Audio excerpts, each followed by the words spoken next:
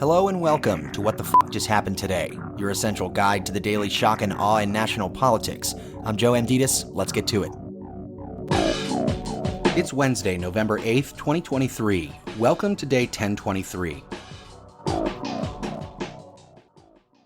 Nearly 17 months after the Supreme Court struck down Roe v. Wade, and for the second general election in a row, voters in increasingly Republican-leaning states defended abortion rights.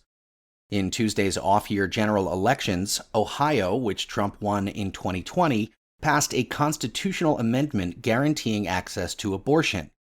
And in Kentucky, Democratic Governor Andy Beshear won re-election in a state that Biden lost by 26 points after making support of abortion rights a key message of his campaign. In Virginia, Democrats won majorities in both chambers, where Republican Governor Glenn Youngkin put a 15-week abortion ban at the center of his campaign to help Republicans gain control of both the House and the Senate. In the 2022 midterm elections, voters in California, Michigan, and Vermont enshrined abortion rights in their state constitution, while voters in Kentucky rejected a proposed amendment to their state's constitution to say that it does not secure or protect a right to abortion or the funding of abortion. Meanwhile, the House of Representatives censured the only Palestinian American in Congress for her comments about the Israel-Hamas war. Democratic Representative Rashida Tlaib defended her use of a pro-Palestinian rallying cry, "From the river to the sea," as an aspirational call for freedom, human rights, and peaceful coexistence, and refused to retract it.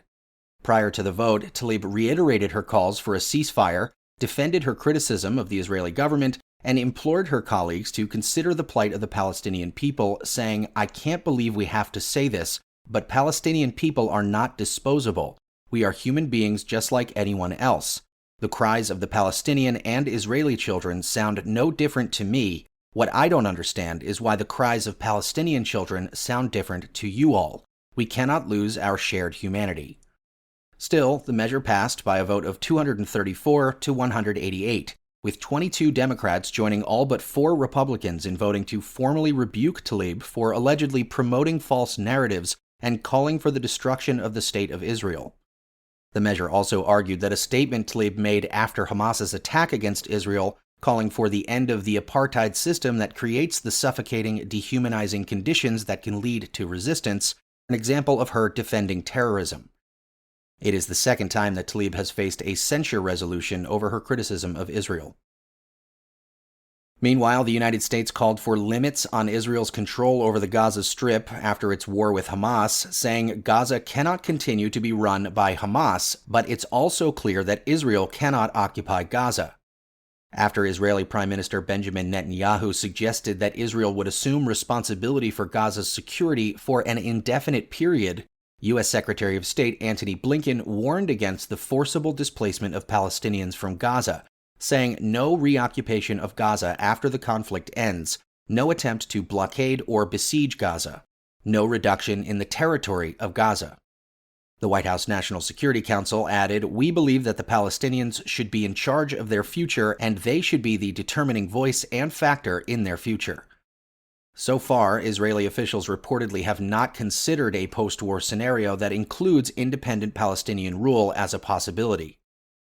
At the same time, Qatar and Egypt are negotiating a deal with Hamas to release up to 15 hostages in exchange for a 48-hour humanitarian pause, but Netanyahu rejected that possibility, saying there will be no ceasefire without the release of our hostages. Everything else is false. More than 1.5 million people have now been displaced from Gaza, and it's estimated that more than 10,500 have been killed. UN Secretary General Antonio Guterres said the number of civilian deaths in Gaza means something is clearly wrong with the Israeli military operation. And finally, the Minnesota Supreme Court rejected an attempt to block Trump from the state's Republican primary ballot next year under the 14th Amendment.